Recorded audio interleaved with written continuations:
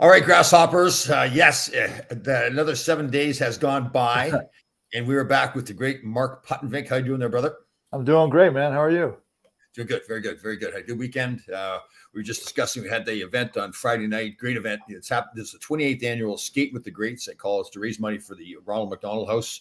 They had down at Chelsea Piers. It was really special this year because Rod Joubert had been a big part of it. He's one of the He was one of the founding members to start the event. So obviously this is the first event we've had since his passing. His wife was there, and she was fantastic. So they had a number of tribute videos. So it was really a special event, a big crowd. I was pleasantly surprised at that, maybe because of the pandemic, some of the people stay away. But so it was a lot of fun. Good we stuff, were joking around. Ron Duguay was going to be there, and obviously he's dating Sarah Palin currently. So I'm the MC. So I'm introducing all the players. So they give me a script of what they want me to say. So I had planned on saying some other things about Ron and his union with Miss Palin, but the gentleman that was running the event, this Jerome, fantastic guy. So I was kind of laughing with him. I got a few things to say about Ron. He looked at me kind of like sideways, like, "No, that's not happening. You're not." And in hindsight, he was right. It's like she. So did she have Secret Service around her, or no? She did not show up. She wasn't there. Oh, she wasn't there. Okay. Yeah. It was, I think, because it was for there's some immune compromised children there. I think there was some there. They required everybody to be vaccinated and masks on. Okay. Which is rare. A lot of places move like that makes sense. Yeah. But yeah, so and she's I think publicly she has declared that she'll never get vaccinated, so she couldn't go. Right. But it was a great event, a lot of fun. Saw some old guys. Brian Leach was there. Of course, I wear that same number. Yes, yeah. I was giving him a hard time with something. They're up on the stage. I announced to everybody they're up on the stage, and then they were supposed to leave, and I was supposed to continue on. So they're lingering up on the stage. So I said, "Get off my stage." He says, "I'll be coming for that jersey." Like he was like, because How much did he pay you for it to use that number? Yeah, right. Yeah. They traded me. That's what happened. They saw him come and said, "Okay, we got to get rid of Laidlaw because Leach wants number 2." So. How you doing? How's everything going? Good. Yeah. So Saturday, I gave a boxing seminar here in New Jersey. Yeah. And then Sunday, I was taking one with Royce up in New York at Nomad Cali, up in West Nyack, and that was really good. So yeah, it was a busy weekend. It was good. And of course, I had a little bit of weather there yesterday. Was kind of crazy, but it's all good. That's right. Yeah. I got to tell you, I know we talk about training a lot. I didn't realize I'd gone through a period there where I was kind of in a little bit of a funk. I was just kind of going through the motion on my workouts. And I've come out of it in the last couple of weeks and feeling much better about my workouts, pushing the weight a little bit harder, trying to get heavier weights. And it's weird. I don't know. I usually am not like that. Maybe it's because I'm by myself in the gym so much. That could be part of it. Yeah. And then, you just have ebbs and flows and energy. Yeah. And like, sometimes you go like, okay, this is cool. I've done this, 8 gazillion times. Yeah, I know. Yeah, I know. It's like, I listened to the kettlebell swing has really become a staple. I'm trying to do it more and more all the time, do those 5 sets of 15. Yeah. And I really find myself like really concentrating on my core a lot more. Like I feel like my core is getting stronger and stronger. Right. Yeah, because you got to really be, focused on that and aware of it, because you can kind of tweak your back a little bit if you don't stay really on point with your technique and also just staying engaged down here.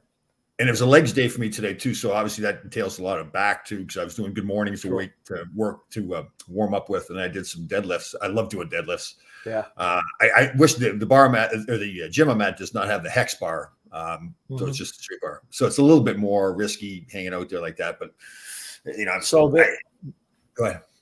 No, there's a different deadlift that I've used over the years, particularly with hockey players. It's called the Jefferson squat. So what you're going to do is you're going to straddle the bar this way. So the bar's going this way. And so you're here. You're going to grab the bar in the middle of the bar, and you're going to go straight up. Now, what's going to happen is, since the weight's in the front of you and the back, the bar's going to try to travel as you come up, and you have to really stay tight through your core to keep that bar dead straight.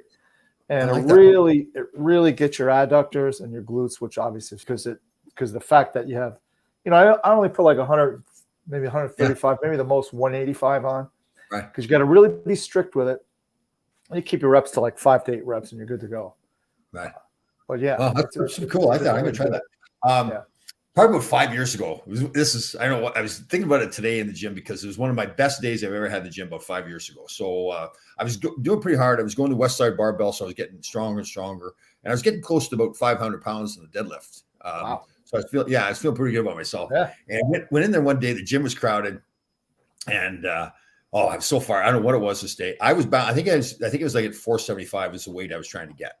And it was one of those days where you just didn't feel as good. I'd done it before. Right. I knew I could do it. It just, some days, as you know, you just don't have that. So worked my way up a little bit, trying not to do too many reps, just warmed up, got to the 475, couldn't get it. So now immediately I knew I was in a zone. Like I was mad. Like I was mad at the weight. I was mad at myself. Like I had zoned out entirely. It's like I didn't know anybody else was in the gym. So I walked around a little bit, came back to it, tried to get it again, didn't get it. So now I'm even more mad. Like I'm getting to the point where I've almost got tears in my eyes. I'm getting so mad. So it was one of those days I'm not walking away from this weight until I get up. Go back the third time, I don't get it again. Now I have just there would have been nobody else in the world. I was so zoned in that I was going to get this. This last time I said, I'm getting this or I'm getting hurt. It was one of those, it shouldn't be doing that with a deadlift. Yeah. I don't want to recommend that to anybody. So I got about halfway up the shins, and now when you get like that, your body's shaking, like the body. I'm getting this up. So I got it up finally, and I tried not to because now I'm realizing there's other people around. But 10 guys come running over to me. They're going, "That's the most amazing thing I've ever seen in my life." Because I wasn't doing it for them. I promise you. Right. Right. But I just was so zoned in on getting it. They said they're watching the whole time. They couldn't believe it because they saw me not get it, and finally get it. It was a fun time. I was just thinking about that. Yeah. When you hit milestones, I mean, especially in the big three, the squat, the bench, and the deadlift, there's certain markers for your body and your size and all that stuff. And the first time you get 225 up on the bench, it's like, it's a glorious day. And then the next time it's 250, and then you get near 300 and stuff like that. Yeah, it's awesome. And truth of the matter is, if you do 5 sets of 5 of those 3, so you do 5 sets of 5 reps of start off squat, bench, and deadlift, go home. Yeah, it's true. Go home. Yeah, that is true. Yeah, you're done, and you had a great workout. Yeah, that's true. Oh, something about the deadlift. I don't know what it is. To me, it's a spiritual thing too. Really, it really is. Yeah, because it's just that. It's just weight just sitting there. It's inert, and you got to pick it up, and it's a maximum absolute strength test. Totally. See how strong you are. I mean, there's no cheating on it. Either you get it or you don't. There's one couple I met in the gym, fantastic couple. They're all into fitness and everything. They had a hard time with drugs and alcohol early in their life. First time I saw him, he's got tattoos everywhere. I'm thinking this guy's a punk, whatever. But they've really cleaned their lives up, and they really did it more themselves, like meditation, and they're all vegans now and everything. Where was I going with that story? He was really getting into the heavy stuff. He actually went to a coach to help train him for do better form for deadlifting. And when he came back, he had this. The guy said to him, "When you start like the really heavy weight, and you could understand this, he says, grab the bar and take out the slack." So remember, this is a steel bar, and he's talking about taking out the slack. So when you first pick up that bar, you can bend it because the weight is so heavy if you got it heavy enough. Yeah. But when he said that to me, I was so fired up. And I think to myself, take out the slack. Yeah. Unreal. Yeah. It's a humbling lift. I mean, either you get it or you don't. And it's a little risky. I mean, you get hurt doing it, but it's that's the thing, that thing that Mark and I would both say to people, it's a fantastic exercise, but you need to work your way up. You need to strengthen your core, your lower back, your hamstrings, and work your way up, warm up properly. Because you grab that bar and try to lift too heavy, and you're going to hurt your back for sure. So that's why deadlifting. Do you think the hex bar is a little bit more safe because you're not bending over? It's a different. So the weight's on the side. Yeah. So you're kind of parallel to the weight. Where the deadlift, the weight is in front of you. So you have so. The way it works is, so if this is my body and this is the weight, that distance between the weight and my body is the weight arm, out my back is the power arm. So the closer you get to the weight, the less the weight arm is. But that's why you want to pull it right up your shins, right? They talk about all the time. If you're doing a deadlift properly, you should be ripping the skin on your shins. Your shins aren't bleeding. You're not doing it right. Right. It's true. I used to wear my shin guards. I'd put my shin guards on. Yeah. To train. But, at first I just had them on top of my sweats, and then they just glide up. I said, I got to put them underneath so that they don't just slide right up. But yeah, I would all kinds of cuts and so that's why I just think, and again, being careful, that kind of stuff really strengthens your mind too, right? Where you like that day where I couldn't get it. And I trained myself to say, no, I'm not quitting. That's the great thing about life. You start a new job and you can't figure something out at first. But then you got to keep coming back until you figure it out. And once you've trained your mind to, and this, I'm not telling you something you don't know, but once you've trained your mind to continue to believe it, you'll figure it out sooner or later. Then there's pretty much nothing you can't do. Yeah. And I think like what you did with the deadlift, you just decided I want to get to this point, and enough is on me. So I think to answer your original question about like when you hit those lulls, I think those are the times you want to set something. Like this morning, I had an early gorilla, I had to train, and I came home. And I was kind of compressed for time between appointments. And I said, I'm going to do 100 pull-ups. Right. And that's it. But I gave myself a goal. I'm not stopping until I hit 100. And I got it done.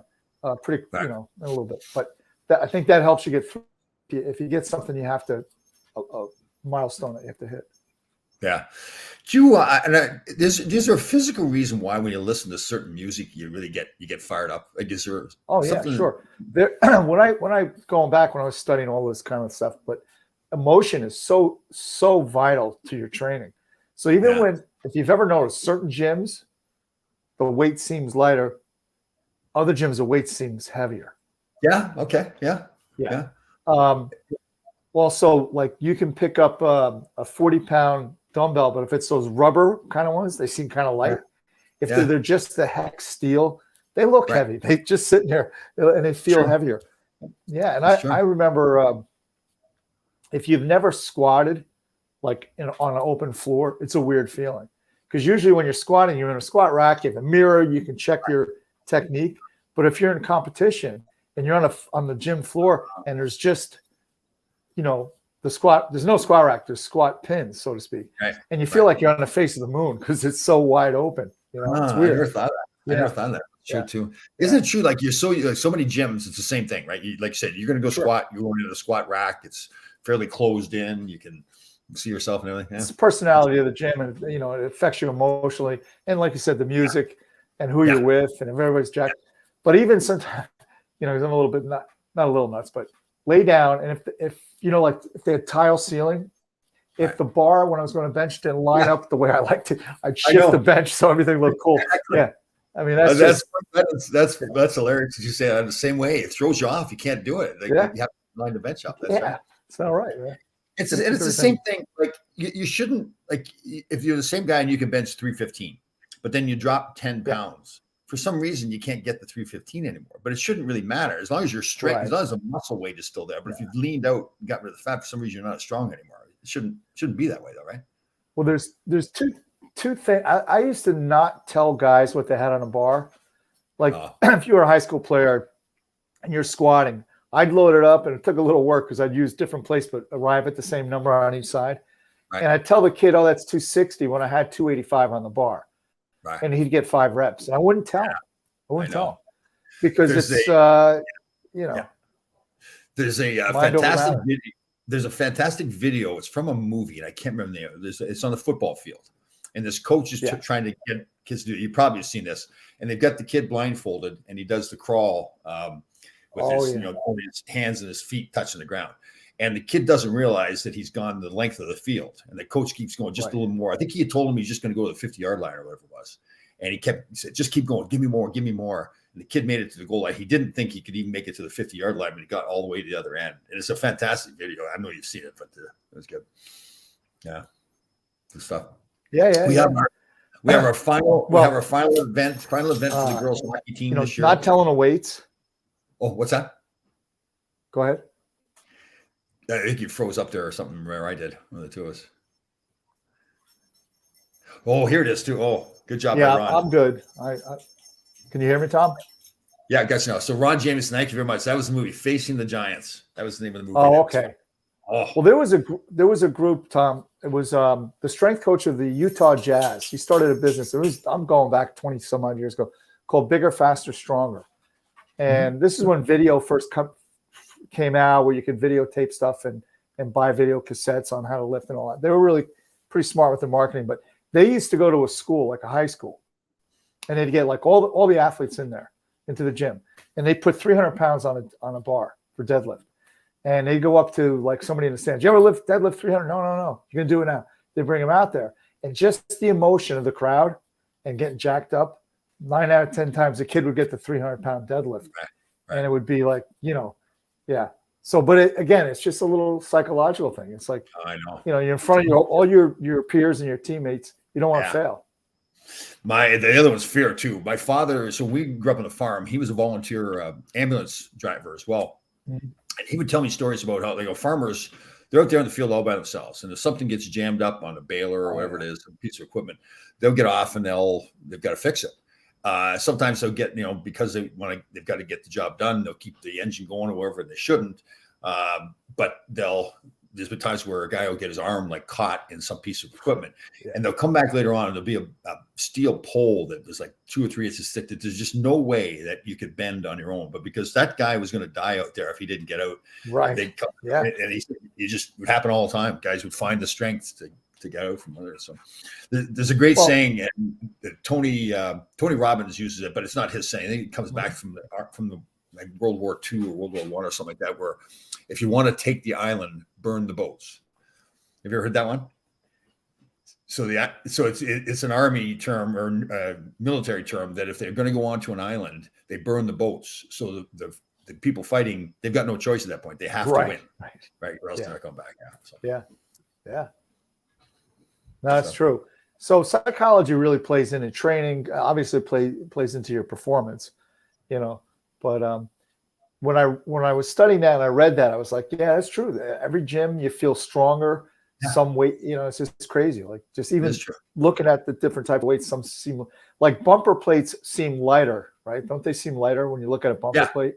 Because it's usually a cool color like green or blue or yellow. And then you look at a gray drab piece of steel there. It just looks heavier. Why do you call them bumper plates? I wonder why because they've rubber, and like, so when you get done with the clean, you can just drop them and they bump on the floor like that. Okay. Yeah. Good. And that, that's the other thing too. Those in general. Go ahead, but you're up. No, I was going to say, even the 45s, my friend Jeff, who played football at University of Texas, El Paso, they were bored in the weight room one night and they started weighing at different plates. And some were 44, some were 47, some were 43. So unless you spend the money to buy what's certified as particular weight, you get a little bit fooled on that as well. Yeah, that is true. You know what I was doing there for a while too? I was trying to, not with heavy weight, obviously, but trying to, on the bench press especially, trying to do uneven weights. So on one side, maybe you have a 35 and then a 25 on the other. Yeah, that's pretty cool. I did that. I do that quite often with my clients, and especially when their focus isn't so much just pure strength, but it's functional strength. So what I'll do is I'll put somebody on the incline bench, and in your left hand you got a dumbbell to do an incline curl, but in your right hand you're doing a press. So you're doing the same time, and then you switch. Really? Yeah, because it's different motor, it's a different neural pathway, because one is flexion, the other one's concentric movement, right? So and what it'll also do is just to your point, different weights. So in one hand I might have a 40, one hand I have a 30, and you're doing presses. Well, you got to kind of adjust for that weight difference with your core and everything. Yeah. Right. Oh, that's pretty cool. I love this one. This is so cool. Like I'll do 6 reps and you switch it and you go the opposite direction. That's good. That's going to be tough to do at first too, right? It is, because it's a little bit of this, Yeah. And the thing is, though, if you think about it, Tom, most of what we do in daily life isn't bilateral, it's unilateral, meaning like if I'm going to pull, I'm going to pull like a rope with one hand at a time. Right. So it's pretty functional. The other one I like too, like if I'll get on the balance ball or the Bosu ball, and if I'm doing like say the overhead cable curls, right, with the cables on each hand, try to pull one in and you keep one by your head and you go out with the other one. So you're standing on the ball and you got to try to not sway back and forth, right? Just hold yourself. Sure. Yeah. The other ones that we've done in the past, which are very, very low technology, but say you're going to do bent over flies, right? We'll lift one foot off the floor. Yeah. Yes. And you don't need a lot of weight, but just that little bit of balance issue really, and then you tend to focus more on your technique because you're off balance and you don't want to kind Yeah. of screw That stuff is up. true, right? Yeah. When you're doing that balance stuff, you're focused on your technique better, I think. Yeah. Like yesterday morning, I was doing one arm rows with a kettlebell, Right. on the bench. So you have your right hand on the bench, your right knee on the bench, and then you're bent over and you're doing your row. Well, what I did was yesterday, to add a little spice to it, I had the right hand on the bench, but my right leg was going straight back. Oh. If you can picture that when I'm doing the row. Billy's changed. I'm assuming Billy is, Billy, you must have been drinking all weekend or something, right? I'm assuming that's because He's a good man. Yes, he is. I know. I just don't want to say it publicly that I like him, but I think that must be the Ukrainian flag there. He's changed all that. Yes, it was. Yeah. God bless him. Yeah. What's here he is. He's just so anti-Tom and some little putts. Love all your knife demos you do. And then he comes back with all Tom's posters is morning walks on the beach. So negative for us, man. I'm so positive. Well, the knife is flashy, Tom, I guess. That's what it is. Yeah, definitely. Shiny object. Have you been, I'm sure you have, you follow the stuff. You've been following all the stuff over in Ukraine? Yeah, as best I can, because there's so much disinformation. It's very difficult. From what I understand too, I guess we shouldn't get into politics too much, but I guess Donald Trump had a town hall meeting on the weekend too, didn't he? Yeah. Do you think I think for the good of the nation, regardless how you feel about him, he should just kind of be quiet right now. Yeah. And I say that only because we're really facing some serious issues with Ukraine and Russia. Yeah. So that's just my personal opinion. Yeah, when they start talking about all the nuclear weapons and all that kind of stuff too, it's kind of scary. Yeah. Yes. Do you think Mr. Trump will run again for president? I know he wants to. Whether he'll be the nominee is a question, but I mean, I don't know what the answer is.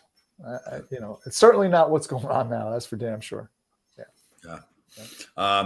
So Ron wants a question here. He's talking about the young guy you train out in California, I believe. How's the young guy you're training? His school environment improve? It's funny you ask. About a week or so ago, his mom was speaking to Beth and said that I guess he was being bullied at school, and he hit the kid with a 2-piece, and that kind of put the end to it. And I thought the mom was going to be upset, and she was actually pretty happy. And whatever kid it is. I have another one here in New Jersey, same situation as being bullied. I always tell them, look, what I'm going to show you, you only use if your back's up against the wall, then do your business. And your back won't be on the wall for a while. But yeah. But isn't that the truth? And I know it's not a popular stance nowadays, but the bullying thing, if you don't have to fight all the time. It's just really showing the bully and everybody else, listen, I can fight. So just leave me alone. I'll treat you nice. I've told the story over and over. When growing up on farm, we played box lacrosse, and after one game, little boy, something must have happened during the game. He came over and knocked soda out of my hand. We're standing in the lobby, and I must have been 6 or 7, didn't know what to do. I stood there, and so everything died down. And my mother is this tiny woman, hardly ever swore. I don't want to paint the wrong picture about her, but everything seemed to be calm and fine. We got out to the parking lot. She looked around and make sure nobody's around. She says, if you ever let somebody do that to you again, I'm going to kick the you-know-what out of you. And she did. And I was like, whoa. But she did not want her son getting picked on and bullied. So I remember Sean, my older boy, he was a really good fighter. I think it was the 5th grade. I picked him up and said, how was school today? He said, I chased a boy up a tree, Daddy. I said, well, why'd you do that, Sean? He said he was picking on a handicapped kid. I said, all right, well, you're getting ice cream. Let's go. Oh, wow. That's pretty good. Yeah, Sean was always that way. I think he still is, obviously. He didn't care for that kind of stuff. Yeah. We should all be like that, too. We all need to take care. And you don't have to talk about this. There's so many fantastic people in this area, in the country, in the world. But we all need to do a better job of taking care of each other if somebody's getting picked on. Yeah, one of the things that anybody who followed Bruce Lee and his probably his most famous movie was Enter the Dragon. But there's a scene where, because Bruce always felt, and I do too, that you win every fight you avoid. Yeah. And win the fight without having to fight. So there's a scene where he's on this like Chinese little boat or something. It's like crowded with a bunch of people, and an elderly man goes to sit down. And this young kid kind of pushes the older guy out of the way, and Bruce Lee intervenes and says, hey, that's not right. And the kid's puffing his chest, and Bruce says to him, well, let's fight over this. And he said, but let's go fight on that island over there because there's no one there and nobody can stop us.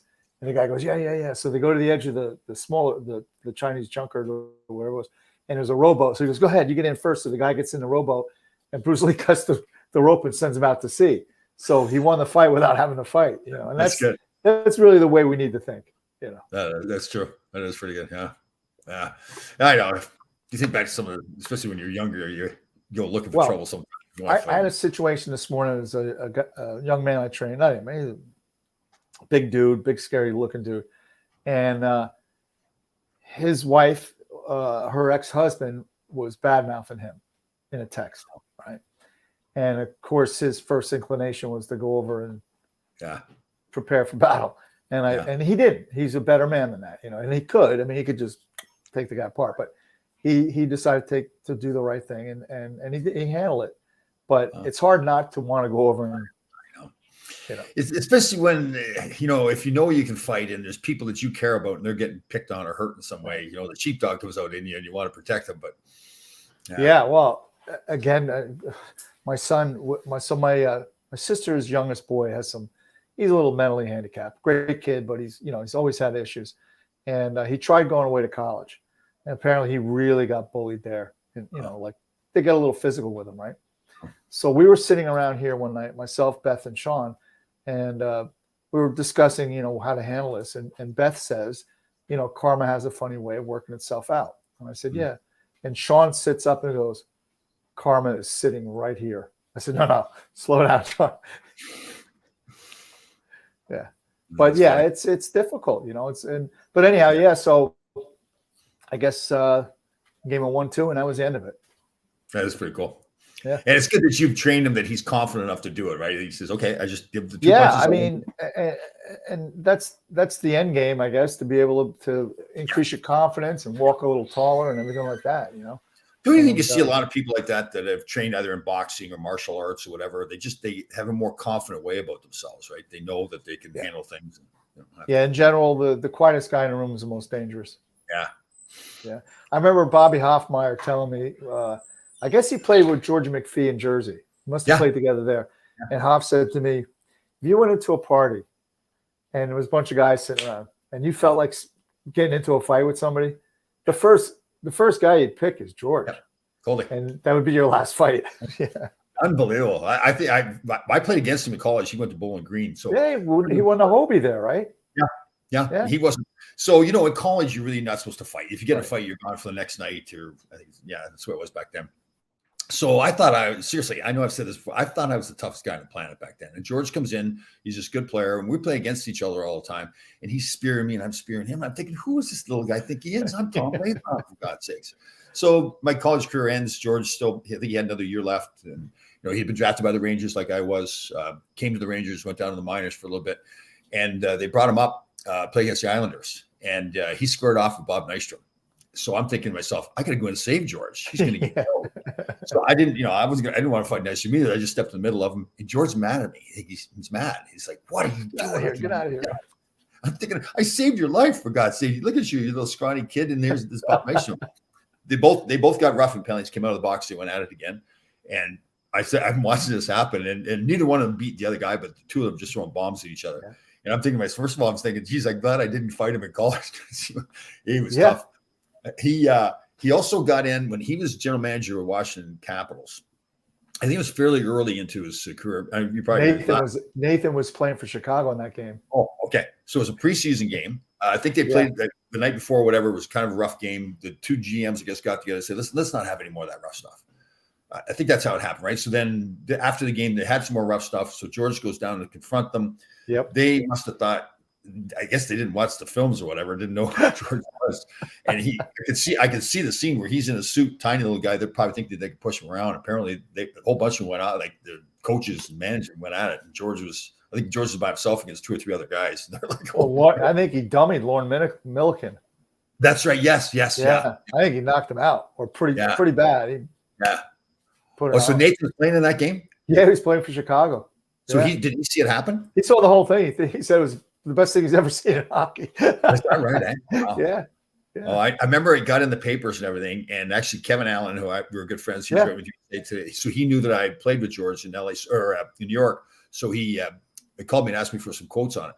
And I just pretty much said the same thing. I can tell you what happened. I haven't been told, but I can guarantee you that everybody else thought, that, who's this little guy here we're messing with? And he probably knocked everybody out. And George called me and thanked me because he thought he was in danger of losing his job, because he really wanted to, like, it's hard to explain to another, like the owner, Mr. Leonsis at the time, Right. this is what happened. But not that I saved his job. I didn't do it that way, but I helped him. No, but I understand. So yeah, it doesn't look good when you're the GM and you're knocking out the other GM.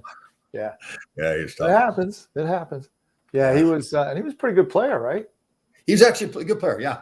I think he, he got hurt. Like he hurt his hands a lot, from fighting so much because he would fight everybody, Yeah. Like, there's another famous scene where we were playing a game in Philadelphia and Eddie Hospodar, or Ron Gresham went to hit Eddie Hospodar. Eddie gave me a old cross check in the ear as he was coming in, and George saw it happen. And Eddie was a big man, a pretty good fighter too, and he went at it with Eddie. And then later on in the game, it's funny because Barry Beck, you can hear the quote, the Hospodar is saying something to Beck, and Beck goes, "Shut up, Eddie. I'll have George McPhee go beat you up, or something like that." So I saw Eddie on Friday night too. He's a funny man. Oh, did you? Yeah. Oh, yeah. His brother was a priest, right? Yes. Yeah. No. Eddie is funny when he talks to him. Like now he's an elderly gentleman, a bit of gray on the sides, and he's calm and relaxed. And he wasn't too. One of my first pro games at the end of my senior year in college. I signed my contract with the Rangers, sent to New Haven, and we were playing in the playoffs against Hershey, I think it was. And this guy comes out of the offense, their zone, their defensive zone is 1-on-2. Eddie and I are playing defense together, and I'm thinking, okay, we're going to ride him off the side. You want to, one guy against two, you want to take control of the situation a little bit more. Well, all of a sudden, I see this flash coming out of nowhere. I don't know what happened. Eddie wanted to get this guy or something. Eddie knocks me flying. These other guys flying. This is one of my first games pro. What is going on? But that was Eddie. You learned after a while. That was just the way Eddie played. So, a lot of tough guys during those years. Yes. Oh man. Yeah. It's a whole. We talk about it all the time. It's just a different game. Siggy and Eddie Hospodar and yeah. Well, it was pretty much either there was the guys that the guys that just were pure fighters, or the rest of the guys that could still fight. They just didn't fight all the time. It's almost like there wasn't hardly anybody that couldn't fight. But if they had to, they could. Yeah, definitely. All right, good to see you again, brother. We'll see you next week. Always, man. All right, bud. Talk to you.